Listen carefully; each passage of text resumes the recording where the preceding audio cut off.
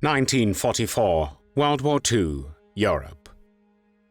Following the Normandy landings, Allied forces push inland, and German prisoners of war begin to flood into temporary camps across Britain. Some of these men are high-ranking SS officers, agents of the Nazi secret police, the Gestapo, and suspected war criminals captured during or after the brutal fighting in France. To extract valuable information, British military intelligence sets up a network of secret interrogation centres. One of them stands in central London, hidden behind the high walls of an elegant townhouse near Hyde Park, where hundreds of Nazis endure beatings, sleep deprivation, and starvation. This place becomes known as the London Cage.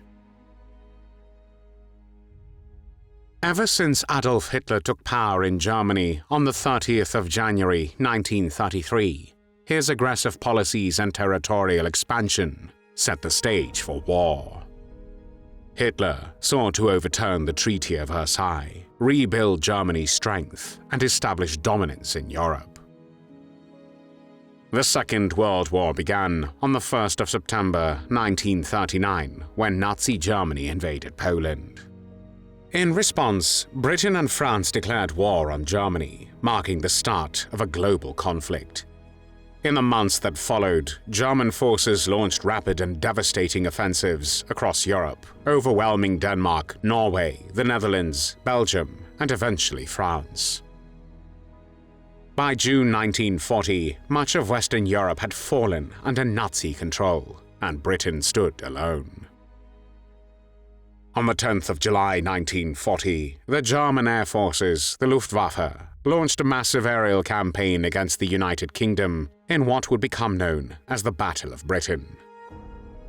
For months, German bombers and fighter planes hammered British airfields, ports and cities, such as London, Birmingham and Coventry, in an attempt to gain air superiority ahead of a possible invasion. Despite the odds, the Royal Air Force held firm, and by October 1940, Hitler was forced to abandon his plans to invade Britain. The country remained defiant, as the British people endured the bombings with resilience, and the nation became a beacon of resistance against Nazi Germany in Western Europe.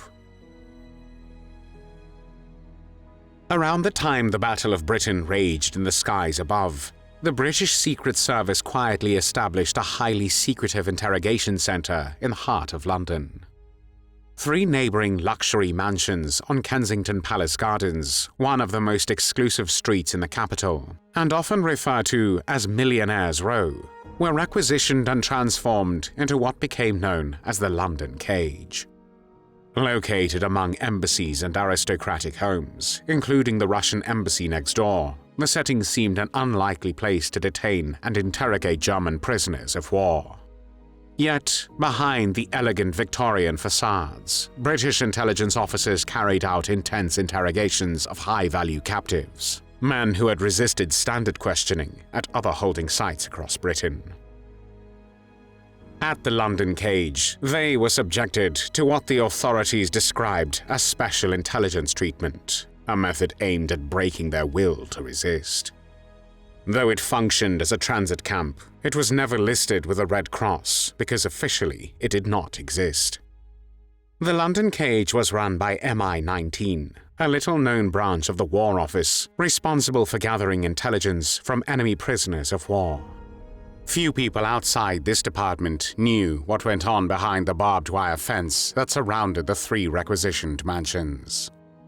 Inside, the facility could hold up to 60 prisoners at a time and processed a total of 3,573 individuals during its years of operation. Of those, more than 1,000 were charged with war crimes, and many of them were later executed. While the cage began by targeting German military officers, after the war it also held civilians and suspected Soviet agents, including individuals freshly liberated from German concentration camps. At the heart of this secret facility stood Lieutenant Colonel Alexander Scotland, a man whose background seemed perfectly suited to the role.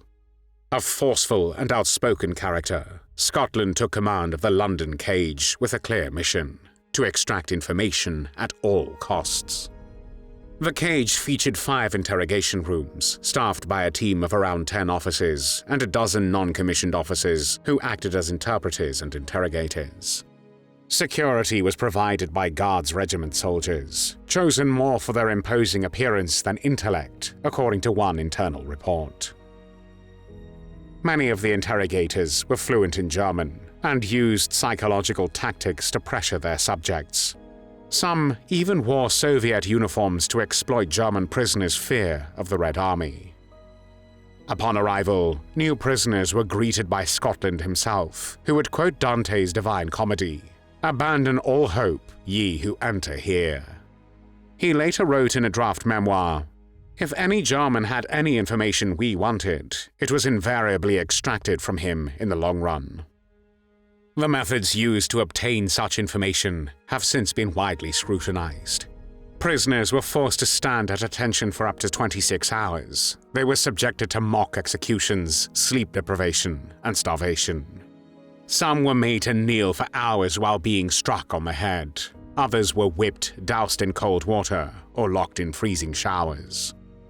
Certain cells were monitored, and guards reportedly knocked on doors every 15 minutes to ensure that sleep remained impossible. Electric shocks were also used in some cases. Accounts from witnesses and former detainees further reveal the severity of the treatment. Tony Whitehead, who would later become a psychiatrist in Brighton, recalled a moment during the war when, as a young airman, he delivered a belligerent SS sergeant to the cage.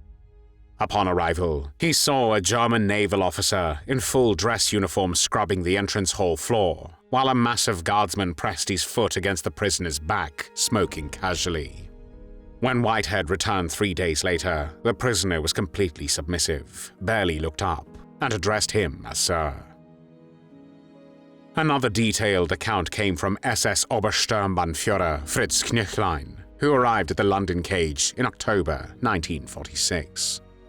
Knöchlein was already a convicted war criminal, found guilty of orchestrating the murder of 124 British soldiers, including 98 from the Royal Norfolk Regiment during the retreat to Dunkirk in May 1940. Facing a death sentence, he claimed he had been stripped to pajama trousers, deprived of sleep for 4 days, denied food, and beaten routinely by the guards. He also alleged that he was forced to exercise until he collapsed, doused in cold water, and confined in a freezing shower, with jet spraying from multiple directions. At one point, he was taken into the gardens and made to run in circles carrying heavy logs. According to Knöchlein, after he raised complaints about being mistreated, the punishments intensified further. He claimed that other detainees were also physically abused, some until they begged to be killed, and some were even threatened with disappearance. Although some British officials suspected Knöchlein's claims might have been a desperate attempt to avoid the gallows, the War Office still considered whether to open an inquiry. Ultimately, they decided against it, fearing the delay it would cause to his execution and the lack of any legal precedent for such a case. A note in the internal discussion declared that any court of inquiry would be futile.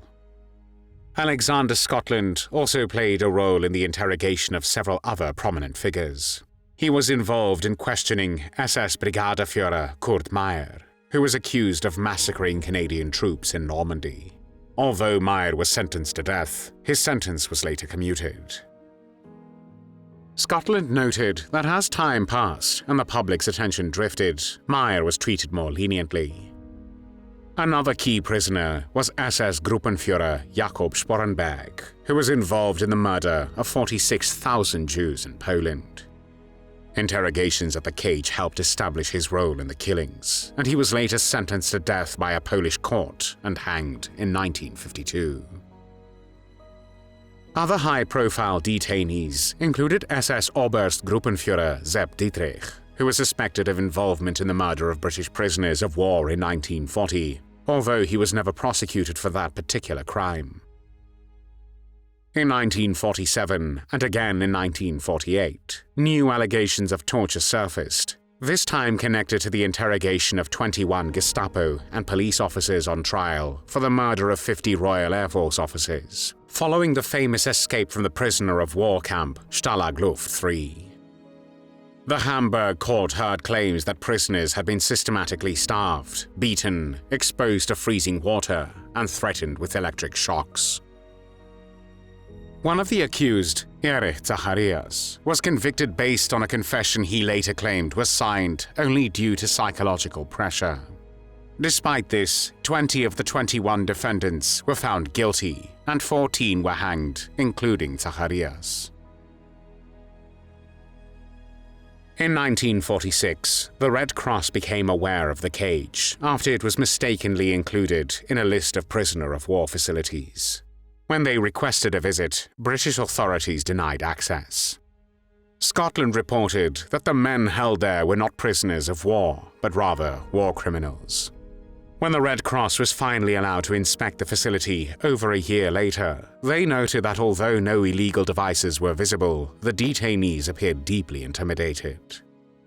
10 of the weakest prisoners had been quietly moved elsewhere the day before the visit. The Red Cross took no further action, reportedly reassured by a British promise to close the site. The London cage was most likely closed in late 1948, driven by both internal medical reports from Hamburg and Bremen regarding prisoners transferred from the cage and by growing fears within Prime Minister Clement Attlee's government. There was concern that news of the mistreatment, particularly of suspected agents of the Soviet Secret Service, the NKVD, might reach the Soviet Union, provoking diplomatic fallout during an already tense early Cold War environment. Lieutenant Colonel Alexander Scotland eventually wrote a memoir recounting his experiences at the London cage. Initially blocked by the War Office due to fears it would damage the reputation of the British Army and the wider government, the book was only published 7 years later after extensive censorship. The original manuscript described brutal interrogation methods and indicated that these were tolerated, if not encouraged, by some senior officials. Even today, the unedited version remains one of the most controversial records of British intelligence operations during and after the Second World War.